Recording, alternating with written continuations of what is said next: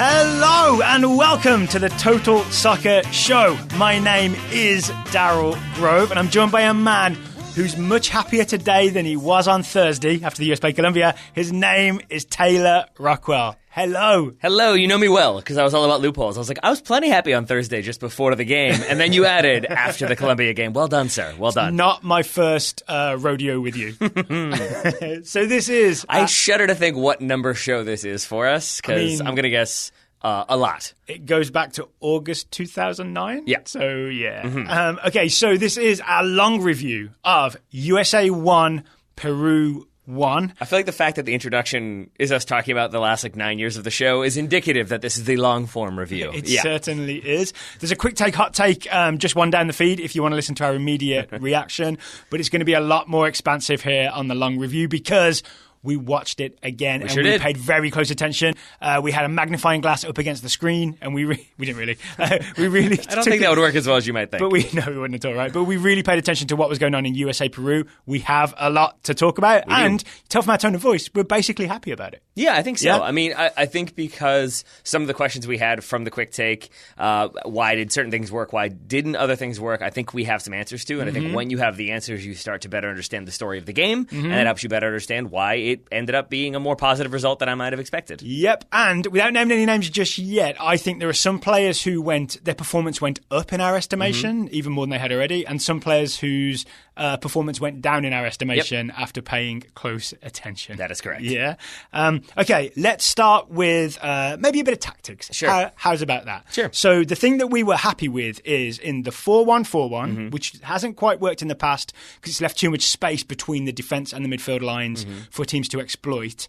Somehow, we noticed Peru didn't manage to exploit it, at least for the first hour, and we were very curious about why, and I think we've found the answer. I think we have a couple answers, is what I'm going to say. Which is always good, right? Because that means more than one person played well. Yes. And I think in the quick take, we talked maybe about the idea that it was because there was more pressure up the field or that Peru were just made a little bit more uncomfortable. They didn't have necessarily time to spot the open players in the middle because they were there from the first couple minutes. Yeah. Hurtado got it. He was looking for it, right? All the time. And I think one of the reasons why I'm going to go kind of negative here and say why I think they didn't exploit it earlier or as much is because they weren't looking to exploit it. They were trying to play down the USA's left-hand side. And I think that's a big part. Else. Yeah, because we saw a few, especially in the first 10 to 15 minutes, we saw a few times when Hurtado was showing and was open in the middle and had kind of found that gap. And instead, Peru cut back and played it down their right-hand side to try to exploit some of the vulnerabilities from the USA's left-hand side. So do you want to talk about this first? Sure. I think we can go there first. Yeah, we'll start negative. So I think to backtrack on this, Greg Velasquez of the Scuff podcast, he had a really good Twitter thread. I'm not going to call it a tweet storm, I'm going to call it a Twitter thread, pointing out how the Anthony Robinson problem, where Colombia last Thursday went down, US's left, their right, was actually really the Kenny Saif problem because Kenny Saif was just not doing a good job defensively on that left side. And Jonathan Ayman basically did the same thing here. Yeah, right? I think if Greg Velasquez wants to do that same Twitter thread and just change some of the names, he'll be able to find the clips that back up. There's a lot of similarity between what Kenny Saif was doing and what Jonathan Ayman did defensively in this game. It wasn't like identically wrong, but it was equally wrong. How about that? Yeah, but there's definitely a couple moments where I remember Kenny Saif, he could have maybe dropped back into a more helpful defensive role, and instead he kind of stands and watches the play develop inside the USA's 18. We saw Jonathan Ayman do that on at least 2, maybe 3 occasions where he was sort of just ball watching and kind of hopping up and down and not looking around to see who he should go cover, who else needed a little bit of defensive help. Instead, it was a little bit of, he's by me, but I'll break really fast if you get me the ball. Yeah, so I mean, there was some upsides to Jonathan Ayman's game, right? Which we definitely will talk about maybe later when we get to the attacking stuff. But defensively, I would say, if you're not familiar with the Velasquez thread, as it's become known, or with what Ayman did in this game defensively, he was either too aggressive, trying to close down Advincula, the attacking right back, and then he'd get beat or they'd get by him. But then once Peru advanced down that flank, then he just would not know where to be or what to do and would basically look confused. He would look like a 19-year-old who hasn't played international football before. I don't want to be too harsh on him because I'm aware he's a teenager. It's his debut.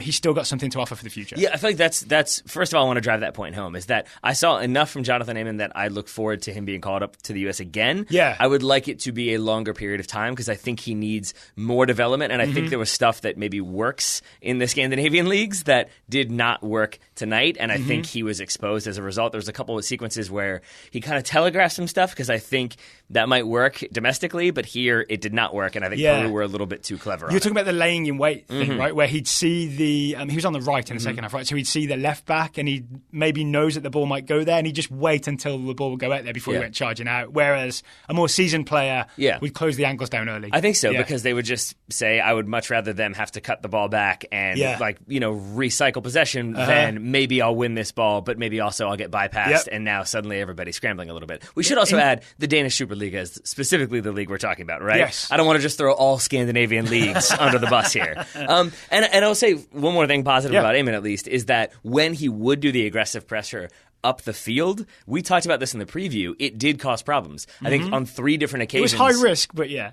Yeah, but on 3 different occasions, that high risk pays off, and he either makes them concede possession, or he wins the ball off a defender and then is able to drive. Usually Advincula. Yeah, and I feel like that was very good, and that maybe speaks to where his comfort zone was. I think at the beginning of the second half as well, when it was a little bit more, let's play aggressive soccer and let's counterattack quickly, that's when we started to see him get forward, get involved in attacks, cause some problems that maybe we didn't see in the first half. Okay. But I think to go all the way back to the beginning of this conversation, it still was Hello the and case. welcome? Yeah. Well, maybe not that far. But it still was the case that I think Peru were so focused on going down that side and exploiting vulnerabilities there that they didn't look elsewhere. And you could even go so far as to say their left back really never got forward in that first half, was content to sit back very deep. And I think whose name is Loyola. Thank you. Yeah. And I think the reason then why maybe this didn't become a not disaster, but a bigger problem for the U.S. and why the 4-1-4-1 did work is because Dave Sarachan switched them. In the 32nd minute, you have Timothy Weah come over to the left-hand side. Jonathan Amon goes over to the right. And Weah really did a great job of locking down, doing the defensive work that was necessary. It's just positioning mostly, right? Positioning and awareness of what's behind you. Like being aware that things exist behind you. Yeah, absolutely. But just he has object permanence. But true. But knowing how there was one sequence where, and we talked about it in the quick take, we'll talk about it again, where Ben Sweat, I think, became a little bit hesitant to step out and kind of leave his comfort zone. And there's one where Timothy Weah sprints back a good 40 yards to cover. The ball then is played back, and Ben Sweat does not move. He's not leaving his defensive shell. So then Timothy Weah has to go close that down. It's another 15, 20-yard sprint that he does, and it's that extra work and awareness of, okay, the ball's gone there. Oh, no one's stepping. Okay, I'll go step. Oh, no one's stepping again. I'll step to that one as well. Just there's no hesitation. There was no looking around. It was just sort of the awareness of what he needed to do, and I think it really nullified a lot of what Peru tried to do as a result. So if you're looking for parallels with the Kenny Saif problem, the fact that they switched wings and put Tim Weah there, they did the exact same thing against Colombia to try and alleviate the problem. Okay, we will get to why the 4-1-4-1 worked. We've gone a bit of a roundabout way, but it's fine. We've gone the long way around. It's worth noting that Jonathan Amon is, 19 years old, has played at least about a season in the Danish Superliga. Tim Weah is a year younger, has played a lot less professional soccer, really has much more game savvy. So I think if you're going to use these two as any sort of argument about like whether it's better to play minutes in a lower league or spend a lot of time with a high-level club, there's an argument here that maybe it's better to spend a lot of time with a high-level club if you just look at Tim Weah's game awareness. Or maybe Weah's just super special. I mean, it could definitely be that. It can also be the case that, like, I would agree with what you say with the caveat of if that bigger team maybe does look at you as a possible solution, and then I think there's a vested interest in keeping Timothy Weah involved in first team training and making sure he gets some reps versus, that's great, you're here, we'll probably work on your development at some point, but right now go play forward. That's true, it seems like they're kind of honing in his abilities to make him a better player so that maybe one day he can play for the first team. And I would also say, just to double down on this, consistently play for the first team. Yeah, one day. Just to double down on this, I think seeing the inexperience of Jonathan Amon at international level, it's not so much that it makes me think Amon's on the path to being a bad player. It's more, to me, if you use him as a yardstick, as a 19-year-old, to measure against the game smarts of Tim Weah and Josh Sargent, it just makes me realise how special those players are to be able to hang at international level, not just hang, but score, both of them.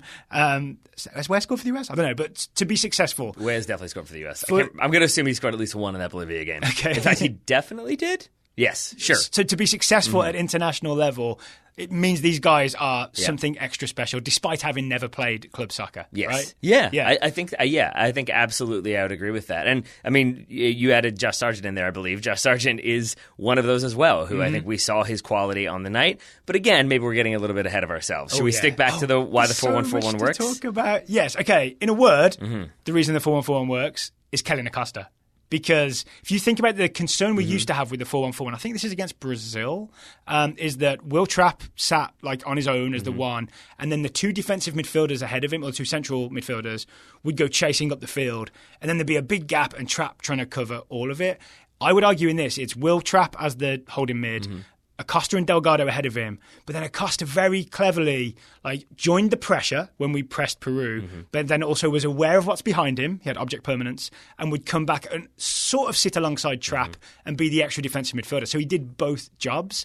That, to me, that's the difference in this game. That's why this thing worked. I absolutely agree, because I think you saw Kellyn Acosta being very willing to sprint 20 yards forward again and just block off one pass, so then the center back has to play it back instead of playing it forward. But then when the ball eventually did come forward, it was Kellyn Acosta who almost automatically had dropped in and filled space and provided Trapp a little bit of cover. Or even cut off a passing angle to Hurtado or someone. I mean, I really do think he is massive in why this system works, because if I'm being totally honest, I don't think Will Trapp had the best game as a number 6. It felt like he was a little bit unsure of positioning at times, but more than that, it was that because I think he wasn't sound in where he wanted to start in terms of his position, by the time he was challenging for a ball, he was always kind of coming at it, not always, but consistently coming at it from a weaker position. And so we just kept seeing him, even if he would put somebody under pressure and maybe eventually they passed the ball back, it was still him losing those physical challenges. There's or a lot just of being that, right? a little bit slow to aggressively step to a ball, and thus Peru would win a flick or chest the ball down. Yep. Or just little moments like that. I didn't think Will Trapp locked that game down. Yes, I agree, but Kellyn Acosta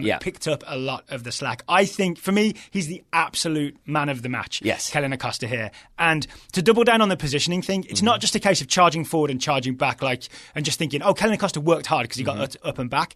It's about decision-making and knowing when is the right time to add pressure, when is the right time to cut off passes, when is the right time to drop back. Those are really tough decisions to make because there's so much midfield to cover. Yeah. And the fact that Kellyn Acosta did it successfully, I think, is super encouraging and super impressive. Yeah. And I think like similar vein of what was impressive to me was that there were definitely a couple moments when he had some bad passes. He had a couple turnovers that obviously were not ideal. But I think his passing also really stood out to me, that we saw him happy to kind of play simple and slow the ball down. But also there were lots of moments when he would try to chip the ball over a defender into the channel for somebody to run onto, or would turn under pressure and play the ball and split two defenders. Do you remember his ball down the line for Ben Sweat? Yes. I couldn't really see that angle. Even watching it on the replay, it really finds a gap and then Sweat is away. But also does the thing where he less said about the cross, the better. Yeah, a little bit. But he pulls it wide, and so I think if you're Peru, who are trying to apply that pressure there, it's in the second half, they send numbers forward to be like, Kellyn Acosta is moving laterally, he's moving away from the middle, he doesn't have support around him, we can all step, and two of them step, and because they're stepping, he then hits it, I think left-footed down the channel for Ben Sweat. He bossed this game. Yeah. I mean, I think he was massive. Yeah, and I agree with you, man of the match. And I would also add that the weirdly part of the narrative for me in this game is the forced, quote-unquote, substitutions and kind of how that impacted things. Because I think Kellyn Acosta getting injured, needing a substitution, massive impact. I think for Michael Bradley, right? Doesn't Bradley come on for Acosta? Yeah. I think Reggie Cannon getting injured, or we think getting injured, necessitating the substitution of DeAndre Yedlin. I don't think either one of those was planned. And I don't think either one of those, Bradley and Yedlin, I don't think they were planning to. I don't think Saracen was planning to play them. I think he had to because there were injuries at both their positions. I mean, before those substitutions happened, you asked me, who do I think is the final sub? Because we didn't think it would be Yedlin or Bradley or John Brooks or anybody like that. I thought maybe Fafa Pico for Timothy Weah, and I think maybe that should have happened. Yeah, just his legs would run out. Yeah, but I would say, so those are two substitutions, and then I promise, at least I think this is the last time I'll kind of be negative on him, but I would even say that Jonathan Amon's poor performance, and that like if we wanted to go, I don't know what the terminology should be for this, but when we have like a half-baked semi-conspiracy idea, but there On the were show? yeah, but we need a term for it. But like there were moments in the first half, and I think you kind of jokingly threw this out, that it looked like the U.S. didn't want to play through Jonathan Amon for fear that he would get dispossessed or for fear that he would drive forward with the ball and lose it. Yeah, those moments when they looked up and maybe saw him and thought and turned the other way and played the ball back. But I think it's because he made a few runs that were kind of maybe ill-advised into the middle where there was traffic, lost the ball, and suddenly, again, that right-hand side now is open. And I think it's exemplified by the fact that the left-sided defender, whose name was? Ben Sweat. For Peru, Loyola University. There we go.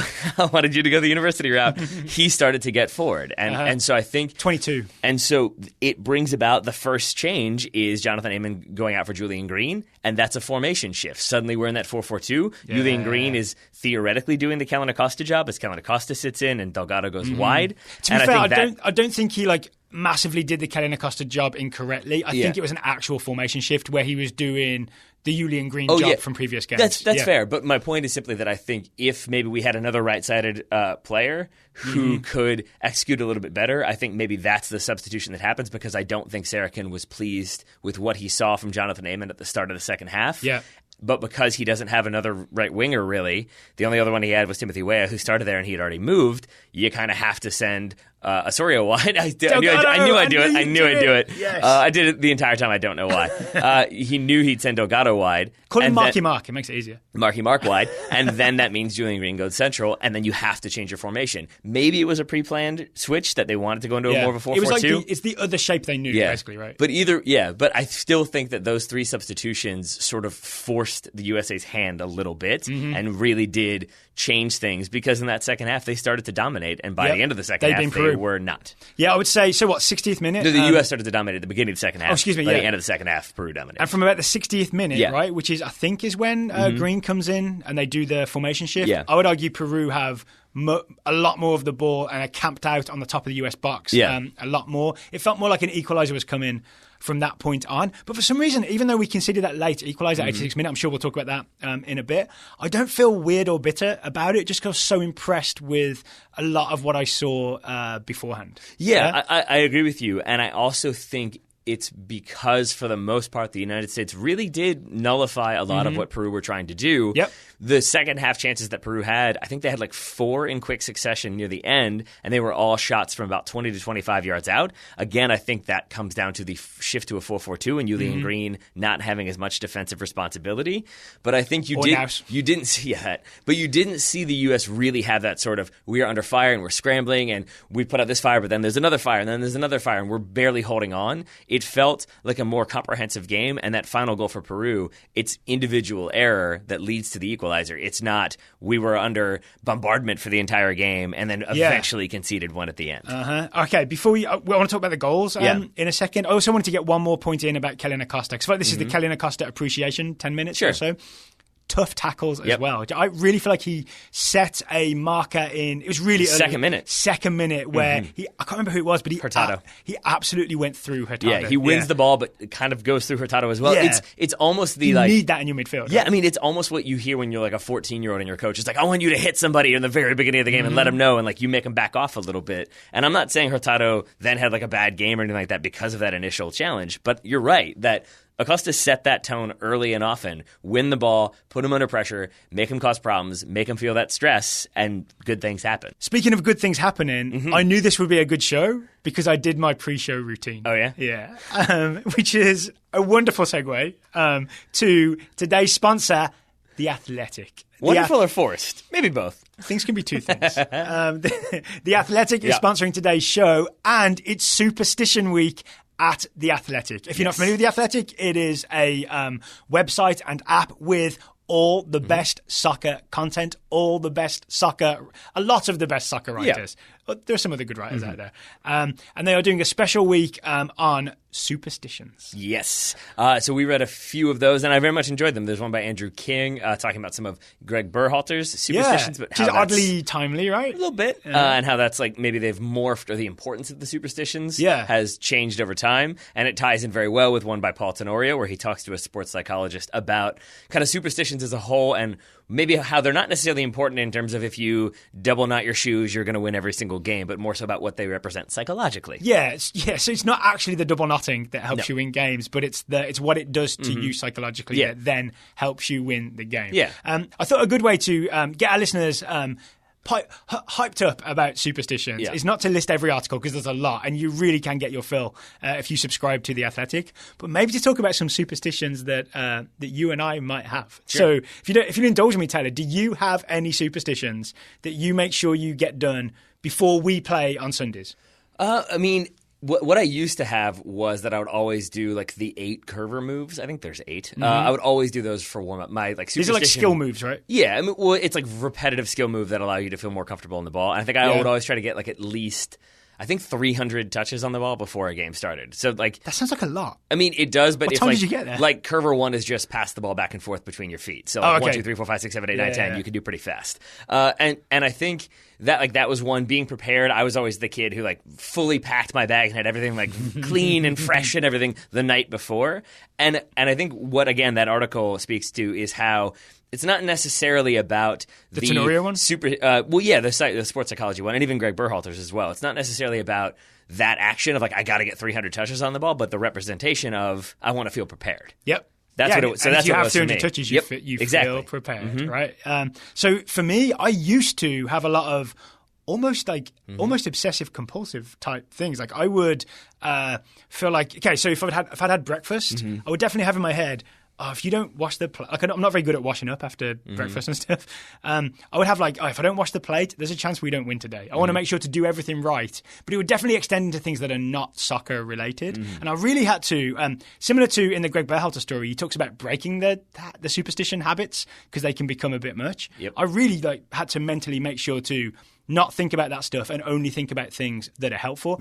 You mentioned being prepared. The thing I do now is I pack my bag the night before every time we have a game, because I don't want to show up at the field late or in a rush or thinking, do I have my ID? Like all that stuff, I make sure that is taken care of, and then I can just focus on the game, which I think still goes to the sort of underpinnings of why superstitions are a thing in the Tenorio article. Yeah, I think so, because I think the negative side to them can be that, like, I've definitely had the moments where I forgot something, or like, I didn't bring that thing that I wanted to bring. And suddenly I have this like, is that bad? And it's a weird realization I had when I was in high school that like no good day ever starts with being like, this is going to be a good day. I feel like once you name it a good day, that's when maybe things go down. But you can definitely name it a bad day too early, and that's possible as well. And I think what like some of this article I really enjoyed was the idea of letting stuff go. For example, I was dwelling on, did Timothy Weah definitely score against Bolivia? Still didn't really know. But I feel like that's a good reminder of like, if you let the stuff go, it doesn't weigh you down, and you don't have more stuff weighing on your mind when kickoff comes and you're thinking, if only I'd washed that dish, maybe I would be able to score today. But I didn't, so I won't. Shannon would say I should have washed that dish. Yeah, probably. If always wash the dish. Yeah, always wash the dish. And then always clean the sink after. Or put it in the dishwasher. Yeah. So if you would like to read all kinds of superstition stories this week on The Athletic, they'll be available afterwards as well. Yeah. You have to subscribe to The Athletic, and you can get 40% off the cost of an annual subscription. So what it would have cost for an entire year, you'll get 40% off that. And we'll get the credit for it if you go to theathletic.com/TSS October. Theathletic.com/TSS October. The link will be in the show notes. Click it. Yep, and Friday the 13th has already passed, so you don't even need to be superstitious about subscribing on a bad day. Like you're just good to go. Just subscribe and you'll be fine. Every day is a good day to subscribe. This is true. This is very true. They'll like that we said that. So thank you to our friends over at The Athletic for sponsoring today's episode. Now, I guess we should get back to discussing USA-Peru. Yes, let's get back to USA-Peru. So before we talk goals, I also want to... We talked about the why the 4-1-4-1 worked, right? And it's... Kellyn Acosta, Timothy Weah, and Peru shooting themselves in the foot. Yeah, and Marky Delgado did a lot of work as well. There's more to talk about with him. I also am interested in why the US seemed to start the second half so much better than the rest of the game. Yeah. Like I was sort of more on the edge of my seat second half in an excited kind of way. Yeah, I agree with you. And I think I'm going to give Dave Sarakin some credit here because I believe at halftime he talked about how the U.S. didn't have as much possession as they wanted and were a little bit wasteful in possession. But I also he said that every halftime. He has. But in this situation, I got more of a vibe of not necessarily that he wanted more possession, but he wanted smarter possession. Mm-hmm. And I think if you go back and watch at the start of the second half, from the second half up until the U.S. score, and then they changed around a little bit, it's much more – and Jonathan Amon comes out in the formation shift, but it's much more aggressive in getting the ball forward. It's much more of an emphasis on we're playing forward. Even if it's only a couple yards forward, we're not going to recycle possession back to the center backs. And that happened a lot. It happened with Reggie Cannon. When they were deep in their own territory, he had Cameron Carter-Vickers on. I think in usual circumstances, he drops that ball back. CCV just hoofs it up the field. Instead, he kind of feints that way, then plays it central. Acosta's there. There's a 1-2. They kind of play themselves out of pressure. Brad Guzan splits two defenders with a direct ball, but then it right. He passed that ball through the middle of two Peruvians. He did, and then it continues on from there. Has he always been that good with his feet? I don't know the answer to that. I want to talk about Brad Guzan as well. But right now, I just want to say that was the big difference maker for me. And even Will Trapp in the first half, there was one sequence when I think Timothy Weah intercepts the ball, or Kellyn Acosta intercepts the ball, and he plays it first time to Will Trapp. And Jonathan Amon is on. If that ball goes first time from Trapp, it's a diagonal. Maybe they're in, and instead Trapp plays it right back to Kellyn Acosta, who isn't expecting it. Mm-hmm. He takes a sloppy touch, and then everything slows down. He just plays it back to the defender, I think, right? And in the second half, I think it's in that Brad Guzan starts it with the pass out of the back. There's a moment when Will Trapp definitely has a pass all the way back to Aaron Long, I think, and instead he kind of has the disguised chip that still goes, maybe again, it's only a yard forward, but it's maybe 10 yards away from him. But it's not going backwards. It keeps Peru having to retreat and makes them uncomfortable. And that was a big difference from the second half to the first. So I liked what Acosta was doing with that. I like what Trapp was doing with that. This is where I think Marky Delgado was kind of really helpful as well, is that he's very good at maybe even too much a little bit, making sure to play clever forward passes. And you noted a couple where like he would play it into, say, Tim Weah. And maybe it was better to play it wide, but at least it was forward momentum all the time. It was looking to turn and go at the defense. And I think that not was... in a dribbly way, in a passing way. Yeah, exactly. And there were some aggressive dribbles, and I think that made a difference. Jonathan Amon, I think the moments that he really shown, there's a good ball over the top for Josh Sargent. He lays it off to Timothy Weah. That's a good little combination. But Jonathan Amon aggressively dribbling the ball forward, it didn't work sometimes, but there were those moments when you could kind of tell that he knew, this is the time I'm supposed to do it. It's my time to shine. And that worked. Yeah. Timothy Weah had some of those as well. Yep. So it was the aggressive runs and the aggressive passing. I think that really set the tone for the second half, and I think caught Peru a little bit unaware. Yeah, they're like, what? You guys can do this? Yeah, what? Where was this? What's this now? We watched the Colombia tape. What's this?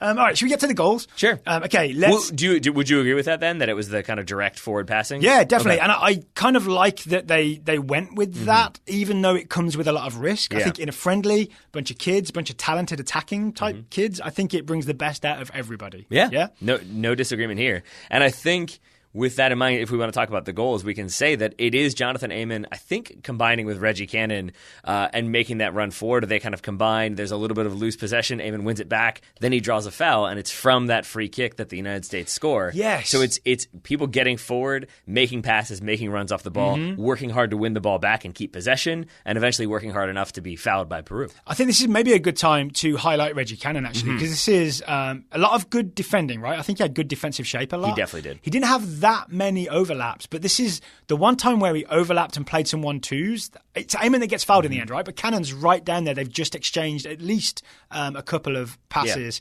I thought Cannon was really smart with his ball use here, and we were debating in studio, would DeAndre Yedlin have had that string of 1-2s, or would he have done the old push and run? I think there's a chance he does the push and run. I think that's partially because that's what he's been told to do, that everybody knows he's fast. Dave Sarakin knows he's fast. If the opportunity's on, I'm sure he's been told, you go forward with the ball. That can help us alleviate some of the pressure. So should we just send him a copy of Goal?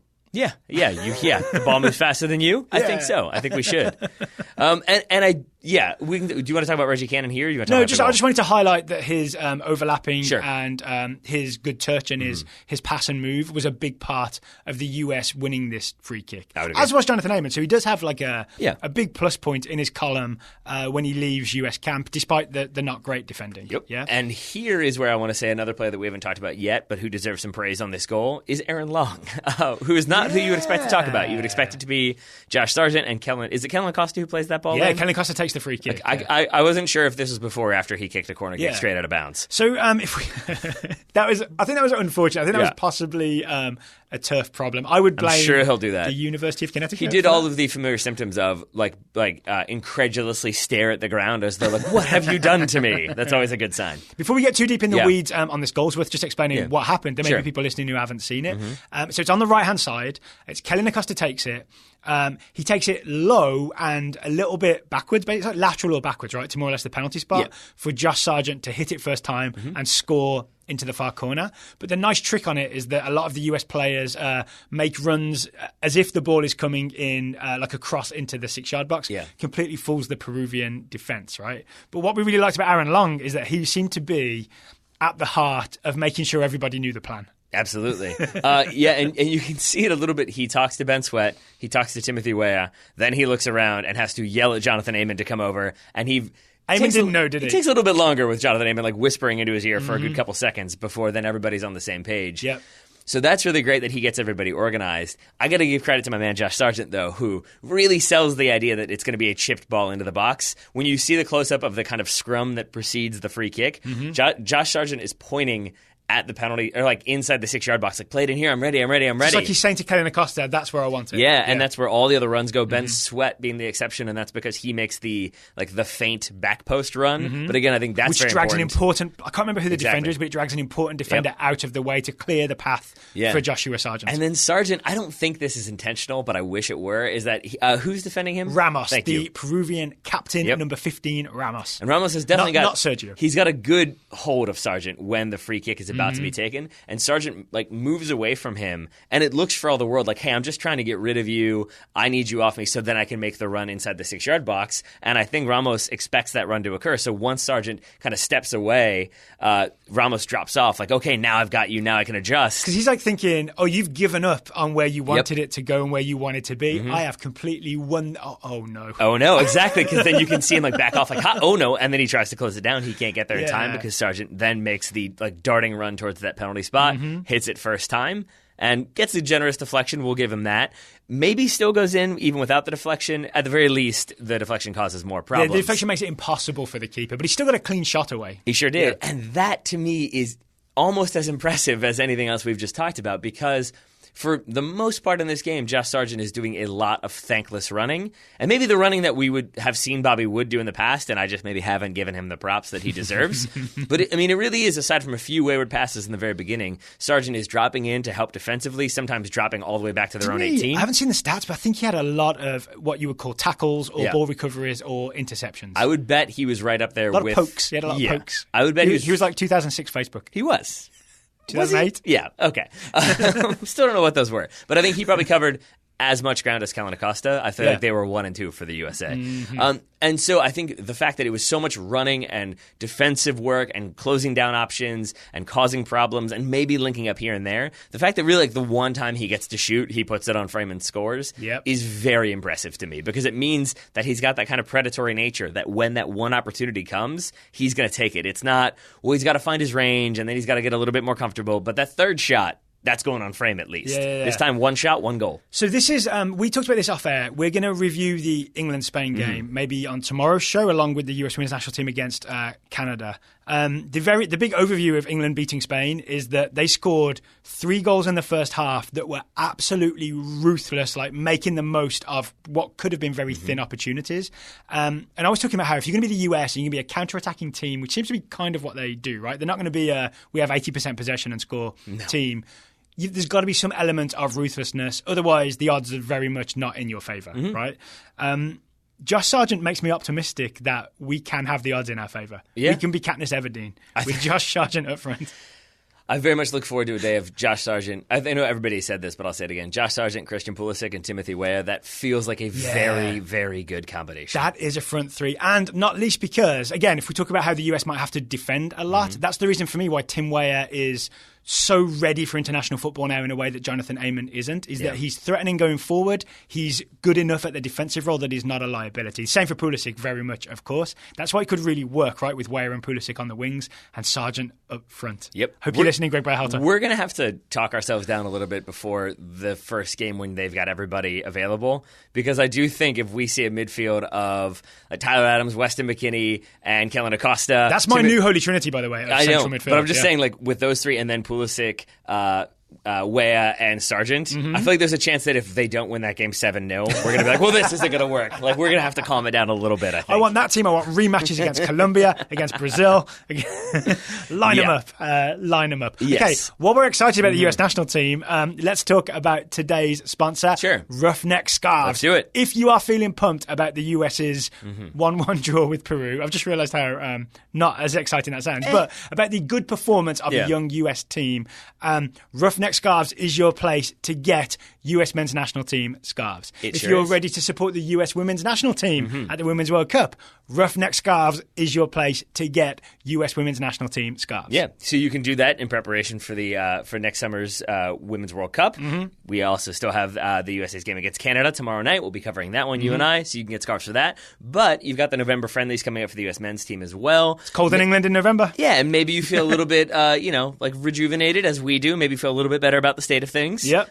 Maybe you want to get yourself a scarf to reflect that. You can do that with Roughneck Scarves, and you can do so with a discount. You certainly can. If you go to roughneckscarves.com, any scarf that you see there, enter the promo code Total Soccer Show, all one word, when you buy it. You'll get 20% off the price. Don't pay full price. Use the discount code Total Soccer Show, 20% off. They also have the Total Soccer Show scarf, the hello and welcome scarf. We haven't mentioned that for a while, right?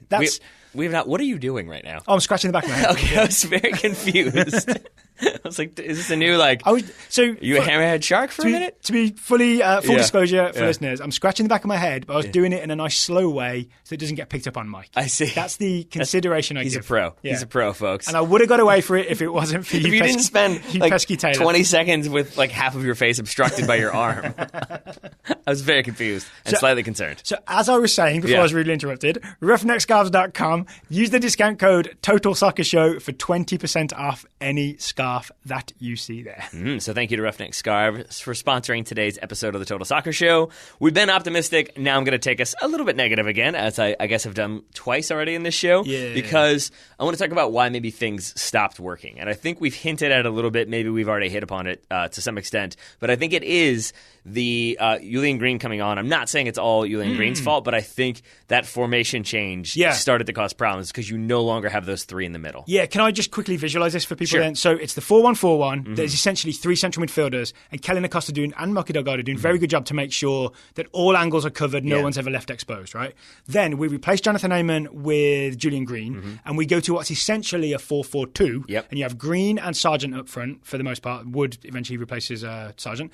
And you have Trapp and Acosta as two centre mids, and Maki Delgado essentially as right mid / right wing.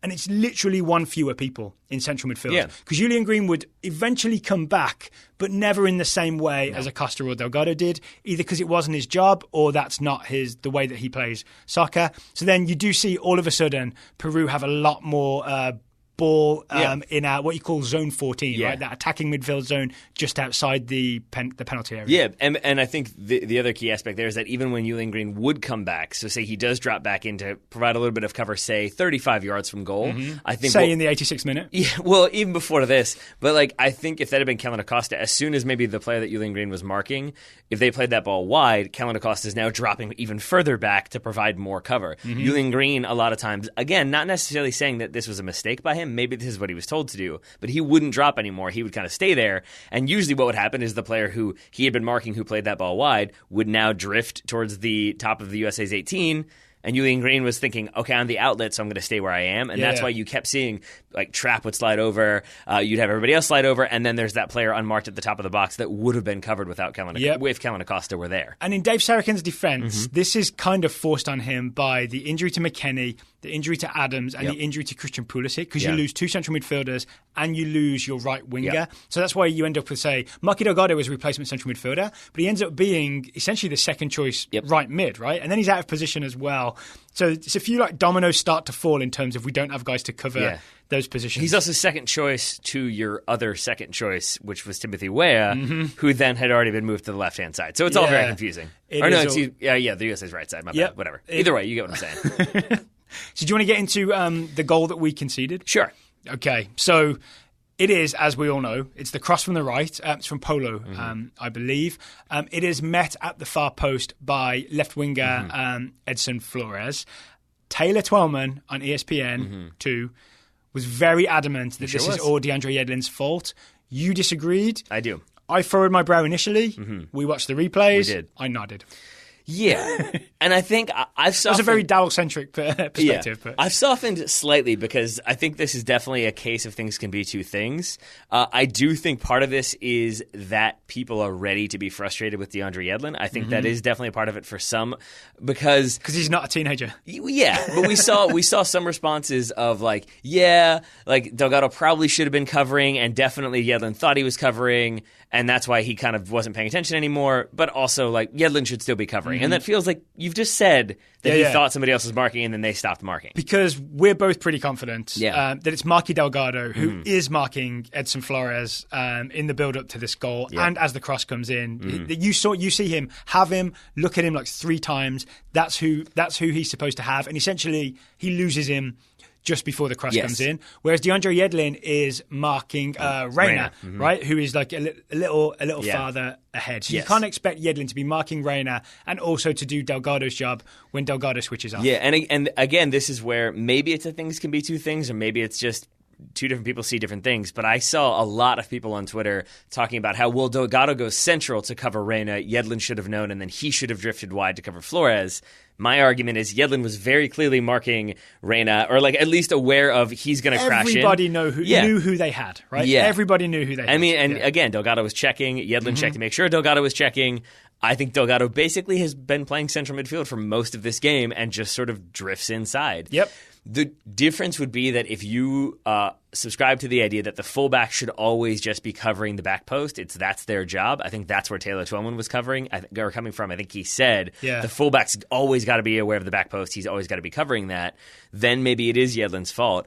I would then contend that this U.S. team was so narrow in that back four constantly. Especially those last 10 minutes or so, right? They're trying to see the game out. Yeah, Yedlin and Ben Sweat certainly really didn't want to leave the 18-yard box, and I think that's what they had been told to do, was clog the middle. If they're going to shoot, let them shoot from distance. And so he's not really focused on covering the far back post. Or a situational thing is, because of the thing we talked about with Julian Green coming in, and there's not as many people in midfield, and so Peru have a lot more possession, and they've basically possessed the ball and forced us back. Yeah. Your fullbacks essentially get squeezed in, so they end up just alongside your centre backs anyway, and then your wide players Delgado and Weah end up being like almost like right back and left back themselves. Yeah, and we don't want to be too hard on Delgado, right? Because one, he's not a right midfielder, so it's somewhat rare for him to be covering wide players as crosses come in, and two, he's played 86 minutes in midfield and he's done a lot of running. Yeah, so I just feel like forgiving him this moment of switching off, because there are so many extraneous? No, not extraneous.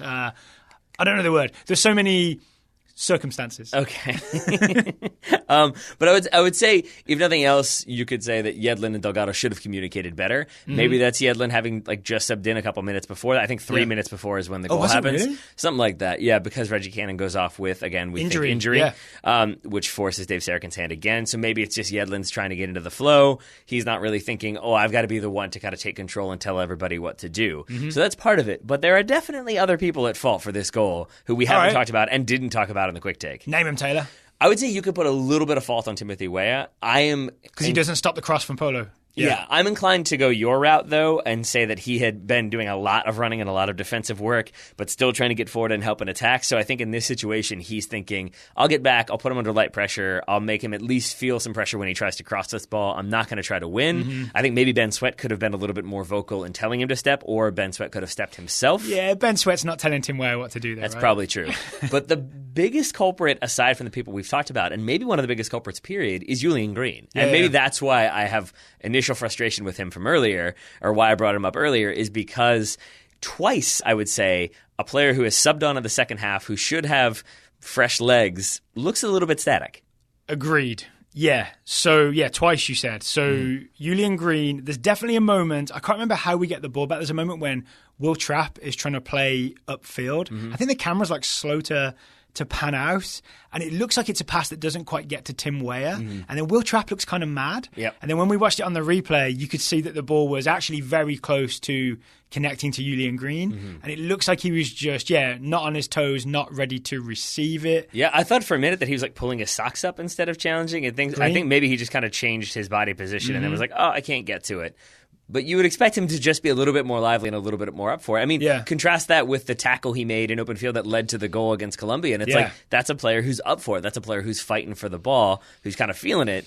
So then that ball gets intercepted by Peru. They kind of keep possession, but then it spills again. And it's, I would say, a 50-50 challenge that Julian Green should be doing better on, and he doesn't. The reason this makes me really sad, this moment, is it's the exact opposite of what happened against Colombia with the really impressive Julian Green open field tackle. I was really hoping that we could add that to the list of unexpected Julian Green attributes. Yeah. But now we sort of have the exact opposite of it, and they sort of cancel each other out. Yeah. Right? It's like an equalizer. I mean, yeah, I think so. I think there's so much other stuff that goes wrong in extraneous. Is that what you were looking for before? I think so, but it's not quite right. There's so many other things that happen in this sequence that maybe it alleviates some of that like permanent memory, but it still was frustrating to me because... we haven't actually described the moment, I've just realised. Well, I said it's like a 50-50 challenge that he doesn't go in for and loses the tackle. He goes in late because he's a bit flat-footed, and he slides but doesn't really look like getting there, and Aquino just strolls away with the ball, right? But I would say it's also the difference that we talked about with him and Kellyn Acosta, is that Acosta, I think, once that ball went wide again after they lost possession,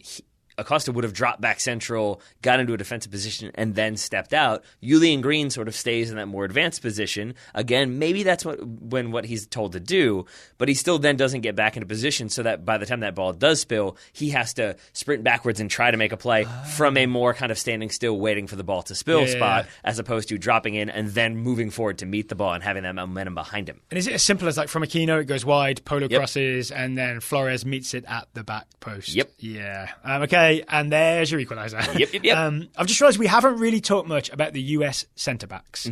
So let's start with Aaron Long, Cameron Carter-Vickers.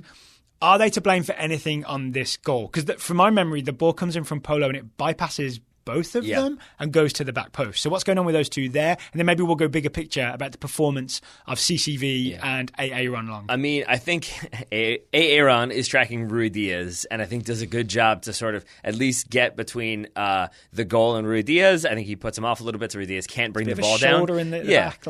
I think that's fine. And I think CCV is sort of also marking Reyna, or not even marking, but just sort of aware of Reyna, so he's not trying to vacate his position. And I think the angle of the camera makes it look like he could maybe make a more decisive play on the ball. But I think any play he makes is going to be like kind of sticking a foot out or trying to get any body part onto it, and that could easily be turned into the goal. Yeah. So I don't really put any fault on them here, and I think that's also because I don't really put any fault on them throughout the game. I think there's a couple moments. Aaron Long, I think twice, played the ball back to Brad Guzan's weaker foot. One of those times he played it on frame, which is not what you're supposed to do when you're playing a pass back. Ask Gary Neville about what happened in the Euro 2008 qualifying. And there's a couple moments like that. There's a little indecision from Long. There's a moment of indecision from CCV that almost leads to a half chance. But again, there's nothing concrete and obvious. I felt like they did enough to secure their spots as secondary to John Brooks and Matt Miazga. That feels right to me. There are a lot of, I think I said in the quick take, if anyone listened to it,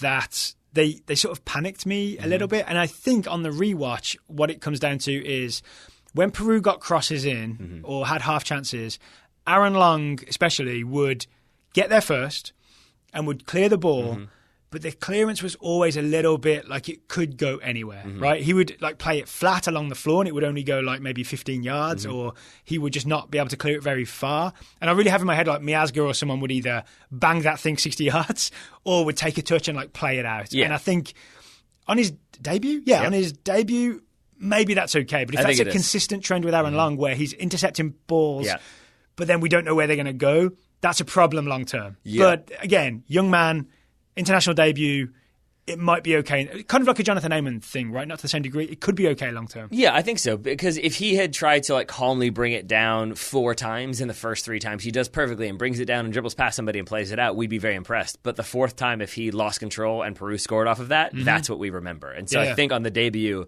it's worth more to patrol the defense, put a body on the ball, put a body on the man when you need to, get the ball clear.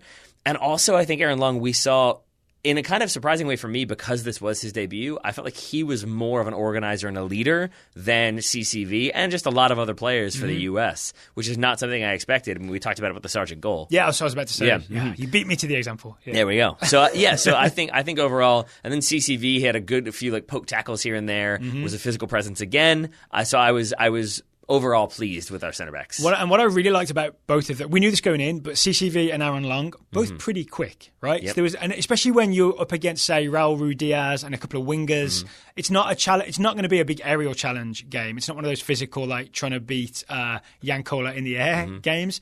It's a lot about just being quick to cover balls in behind, and they both did that. You didn't see either of them get outrun with balls in behind. I think that's a huge plus. You have 2 fast centre backs. I mean, I think the only time that comes to mind was the one where I think CCV thought Long was going to clear the ball, and then Long stayed central. Yeah. Oh, yeah. But again, was more communication. That's the thing. Is that speaks to a lack of familiarity and a lack of communication, something that I think was a problem on multiple occasions for the U.S. And here's the big plus point. I think this actually, that moment encapsulates a lot. They still eventually got the tackle in and got that ball clear between them. It was a little bit like a comedy of errors type thing, but it got done. It got done. Yeah. I would say the one player who we haven't really talked that much about, who maybe I was not as impressed with, was Ben Sweat. Ben Sweat. And I said in the quick take that I thought maybe after the first 15 minutes or so, he settled in, played more defensive, played more of his game, and was more confident. Do you want me to go back and edit the N off the end so it's 50? I do not. I'll take my lubs there. Yeah, that wasn't the case. Exemplified by the fact that I think in the within 3 minutes of each other, in the 31st to 34th minute, he has 2 outside of the foot passes. I remember it's the 39th and the 41st. Okay. Yeah. He has 2 outside of the foot passes up the field that go to literally no one except for a Peruvian player, and they lead to counterattacks, one of which leads to Ben Sweat winning the ball back but then dribbling out of bounds. Another time I think he shields the ball out of bounds for a throw-in for Peru. Yeah. Either way, it was very shaky, way farther into the game than I thought it was. I guess the upside is he made Anthony Robinson's performance against Colombia look a little better. I guess so. I mean, I think that whole left side is still disconcerting, in my opinion.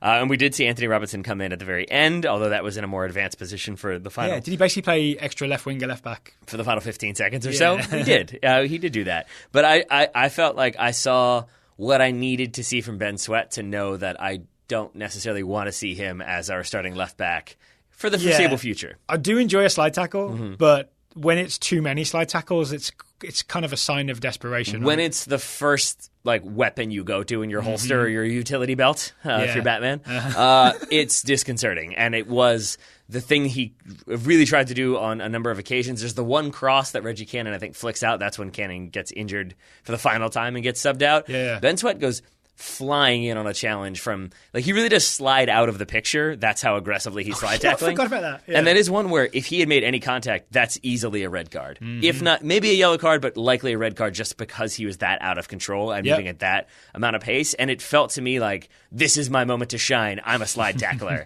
I'm a slide tackler. And that just feels like a strange decision. And it also feels strangely at odds with so many of the other moments we've already talked about, like when he doesn't go help Timothy Weah out wide. Instead, he kind of retreats into the box. And it was a weird juxtaposition of sometimes he was really aggressive in trying to slide tackle and win the ball, and sometimes he was kind of content to sit back and let Weah challenge. Or the other one we talked about was Weah closing somebody down, looking at Sweat, realizing Sweat wasn't going to move, and so then he went and closed another person down. And it just felt like this weirdly disconnected performance. Do we offer him any leeway because of the Jonathan Amon problem in front of him? Similar to how it wasn't all Robertson's fault in the Colombia game because Kenny Saif was doing certain things ahead of him. A little bit, yes, but that doesn't explain so many of his questionable decisions in passing that we've already talked about. He has the one throw-in that he throws to no one that leads to a counterattack from Peru inside the first couple of minutes. And some of that decision-making made me slightly nervous. Fair enough. Fair enough. It will be interesting to see who the left-backs are in the next game, right? It'll be interesting to see if and when Ben Sweat gets a new contract as well. Oh, yes. Hashtag Team Was. Hashtag Team Was. Any other players you would like to talk about as we come somewhat towards the end of this review? Yeah, I promise I am not a stan for Brad Guzan. I feel like I'm going that Brad route. Guzan? Apparently. Because I love Zach Steffen, don't get me wrong, but I think Brad Guzan did a lot to justify his continued involvement in the national team, maybe the starting spot. Did you see the tweet from, I believe, Grey Hair Gaming, saying that as he watched Guzan tonight, he remembered Tim Howard. Remember the Tim Howard interview? Basically yelling at me to not assume that Zach Steffen is the number one, because there's a certain bold guy in Atlanta who might have something to say about that.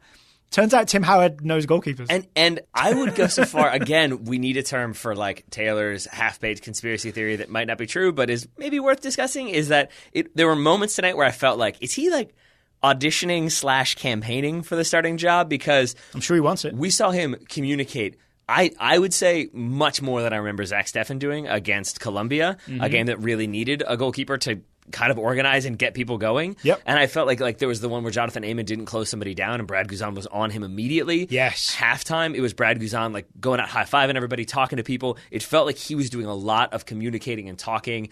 There was even the moments where he was playing the ball on the floor and splitting people that, again, it sets the tone, it sets the vibe. Yep. And I felt like he did a very good job commanding his box as well. I'm not going to put him at fault for the goal either. So it felt like a good performance from Brad Guzan at a time when he probably needed to have a good performance. Yes, and it was a good example of what a veteran guy can bring to a younger team. I want to make this point. I know we all want to do the play the kids. Yep. We want the next generation to come through. But I also think we should not be just dismissing the older generation just because they were somewhat involved with the failure to qualify for the World Cup. I think the starting job at goalkeeper should go, in my opinion, should just go to whoever earns it on merit, like in terms of current form. And for me, that can be Zach Steffen. It can be Brad Guzan. Yep. But it shouldn't be Zach Steffen just because he was born in a year that's a higher number than Brad Guzan. I'm surprised to hear you say that. I feel like generally you're a play the kids kind of person. I'm a play the kids kind of person, but not a start the kids automatically kind of person. Not a Logan's Run, send all the 30+ guys to the carousel kind of person. Spoiler alert! Isn't that one of the central things of that film? I believe so. Yeah, from the movie from like 40 or 50 years ago. Yeah. Spoiler from the 1970s. Yeah, but you know what I'm saying. You shouldn't just say someone doesn't deserve a spot just because they're older. Again, this has been a problem for the U.S. Tell your gerontology in-laws that I said that. I will do that. Don't worry. But it has been the problem of once you establish somebody as the number one starter.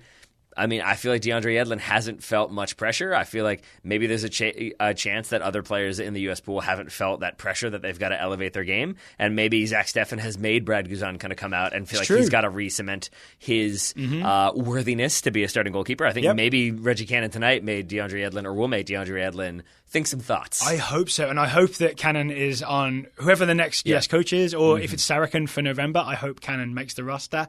Oh, I've just remembered Shaq Moore. Suddenly we have 3 possible right backs that could be on that roster. Possible being the operative word there. What a time to be alive. Sure. What a time to be alive. Yeah.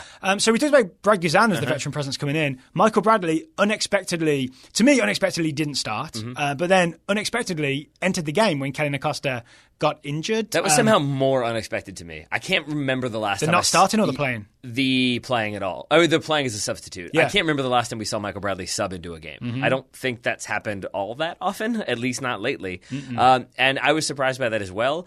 I would also go so far as to say I don't really remember anything from his performance, aside from there was the kind of still doing the hop, still doing the step, but then drop back. But I don't know if there was anything that he could have done differently at any point or could have done better at any point. Because he was also, unfortunately for Bradley, he entered the midfield and sat alongside Trapp at a point where we no longer had the 4-1-4-1 and Kellyn Acosta running things and Delgado and all that. And so didn't have the 3. We had the weird 2 central midfielders plus sometimes Julian Green problem that we've already talked about. So the unfortunate thing for Michael Bradley, if we're going to judge him on his merits, of whether he should be part of this US midfield going forward, is we only ever saw him in that weird overrun midfield against Colombia and then against Peru. We never saw him in the well-stocked midfield with lots of options. Yeah. I mean, which is a thing I would like to see is maybe him with a little bit more support around him and what that does to his game. And again, I want to judge Michael Bradley on his merits, not on whether he's involved with the Trinidad game or things like that. Right? Similar to the Brad Guzan thing. And we're obviously not in the locker room, so we don't know how much of this was Bradley versus maybe there is frustration. But I would say he came on. He didn't want the captain's band from Will Trapp or didn't ask for the captain's band. That would have been a what's the word? I don't want to say the word, but a bad move. I will say presumptuous. Yeah. And then I would also say that with that in mind, it felt like Will Trapp, once Bradley was in, continued to do what Will Trapp had been doing, and Bradley... Michael Bradley impression? Yeah, basically. And Michael Bradley did his best recreation of what Kellyn Acosta had been doing before he was injured. And I thought that was kind of interesting, that it was Michael Bradley sort of stepping into a role that maybe he wouldn't otherwise do, and it wasn't Michael Bradley going to the Michael Bradley role, and now Will Trapp has to adjust his game and go do other things. So those two things, I will say, did stand out to me a little bit, but that might be reaching. That might be. Any other players that we haven't talked about that you want to talk about? I feel like we've hit every single player that played in this game. I hope we have. Yeah. I guess we didn't mention Bobby Wood, who came in. He was another substitution, and I felt like did exactly what we expect Bobby Wood to do, which was a lot of hard work, a lot of running, covered ground. Did have the one moment where we both thought, did he learn that from James, where he kind of fainted one way, sent the defender one way, and then cut back the other way. Had a great centering ball that just didn't get the foot of Timothy Weah, I think it was. Ben Sweat ends up getting the shot with his right foot, and that one saved out for a throw-in. But I felt like Bobby Wood did well enough that I continue to feel like he's trending slightly upward at a time when I felt like coming into this one, maybe he wasn't in the kind of level that we wanted to see him performing, had just scored the 2 goals, so maybe that was good to come in to score a goal in the first game, to play well in the second game. I feel good with Bobby Wood. But here's a weird thing for me now. If you were to ask me, I'm good with Wood. Who's your actual favourite centre forward, as in the guy you would trust to start a game, Sargent or Wood? I'd go Josh Sargent. I would go Josh Sargent because so much of his connectivity. Do you remember the quick backheel type thing, the backheel roll that put Jonathan Amon through down the left wing? And so many little touches to open things up. I think he does that better than Bobby Wood. I think he holds the ball up better than Bobby Wood, and he might be a bit more ruthless than Bobby Wood. I would say, Am I getting carried away? No, not at all. Because I think the other word I would add to that is more decisive. That I think if Jonathan Amon decides, or excuse me, Jonathan Amon, if Josh Sargent decides, it's late. If he decides, I'm going to square this ball to Timothy Weah, he squares that ball to Timothy Weah. If he thinks, I'm going to cut back and try to get a shot off, that's what he's going to do. And I feel like you want that striker who's in form and backs themselves and the decisions they're going to make. And I would say with Josh Sargent, we said, he takes a shot. I don't know how many. I think he only had the one, and it was the goal. I feel like we've seen Bobby Wood. He had one after he had 2 moves and he was trying to open. Oh no, that was actually an attempted pass, wasn't it? Yeah, I think he still ended up passing. Whereas I feel like we've seen Bobby Wood get chances. He had one tonight where he took a heavy touch and he dribbled through the defense, but that heavy touch sent it to the arms of the goalkeeper as opposed to in a position where he could shoot. And it just feels like there's still that half-second hesitation, that half-second thought that Josh Sargent doesn't necessarily need or isn't using right now, and it does him well as a result. All right, final thing I want to make sure to note on this. It's weird to say about Josh Sargent, who isn't even playing for the senior team. Right. Weird thing I want to note on this is we feel good about what we saw tonight in terms of organisation, in terms of most individual performances. But it is worth noting that this wasn't Peru's full strength team. It wasn't a B team, but it was maybe 3 or 4 spots where they didn't play their strongest player. Hurtado started as the number 10 instead of Christian Cueva, who is definitely their number 10. That's how they beat Chile. 3-0, right? Trauco, I think he's usually the left back. He was at the World Cup. Loyola started at left back instead. So it wasn't a complete, it was 2 or 3 spots, 3 or 4 spots maybe, where it wasn't their strongest player, but it was close to a full strength Peru team. Yeah, I think so. I think really the difference was just, I feel like they game planned for the U.S. and they sort of adjusted what they wanted to do. And instead of being ruthless and efficient and playing through the middle and playing fast, they tried to go down the USA's left-hand side. So they've got a vincula. Yeah, and once Weah moved over. I overpronounced that. Nice pronunciation. Yeah, I'll give it to you. Once Weah moved over, it really did nullify a lot of that threat, and they didn't really offer that much else until the USA changed their formation. So I think that's what stands out to me, is that Peru tried to game plan for the U.S. as opposed to just playing their normal game. All right. I just want to say thank you to Phil Shane for the pronunciation notes on Vincula. I think we should wrap it up there. Right? You think? Yeah, I think so. Now that we've, I believe, talked about everybody. Yeah. All right. So we will be back tomorrow night to talk US Women's National Team against Canada in the CONCACAF Championship. Taylor's checking his notes one last time. There's nothing we missed. I believe we got everybody. And also England, Spain. I do have my final thing. Oh, do you? I love Reggie Cannon. It's a moment. I forgot about this. I hope people are still listening. Just because I mentioned Christian Cueva? No, it's... Oh, yes, it is. Yes, it is. But not because of that. I just was skating my nose to see if there was anything else. There's the moment when the USA, it's when Christian Cueva, who did not play in this game, is warming up, gets a yellow card. And that happens because he runs onto the field to try to get the ball from Reggie Cannon. The reason why Reggie Cannon has the ball is because he's committed a foul. I think it's Reggie Cannon who does. Free kicks given, like near-ish the corner flag. It's a dangerous position for Peru. And the ball is rolling to the corner flag where the Peruvian players are warming up. And Cannon just jogs across before he can go out of bounds and kind of cuts it back and then dribbles away from them. That's why Cueva comes on. That's why he tries to get the ball back. That's why there's a yellow card. But it's the awareness of Reggie Cannon to think, no, they're going to play that ball right back, and this could be taken too quickly. I'll just slow it down a little bit, but do it in a way that, like, it never looks like he's doing it intentionally. It looks like he's just kind of dribbling. And then when the ref yells at him, he's like, oh, but he came on the field. Like, it's not my fault. Like, it was just very calm and clever for a very young player making his debut. And I enjoyed it quite a bit. Because he did the thing where he prevented them taking it quick. And he managed to get Christian Cueva a yellow card. Yep. So 100% successful trip for Reggie Cannon. CONCACAF. Yeah. CONCACAF. Yep. We have got a more CONCACAF team, right? There you go. Miazga and all that. All right. Taylor Rockwell, thank you for taking the time to talk to me deep into the night. Oh, one more thing. No, I'm kidding. I'm done. Right back at you, buddy. Peru. Right back at you. Listeners, thank you for listening. If you enjoyed the show, please spread the word. Let people know about the Total Soccer Show. Leave us an iTunes review. The more stars, the better. I think 5 is the most you can give. Or just keep listening. So thank you for listening, and we'll talk to you again tomorrow.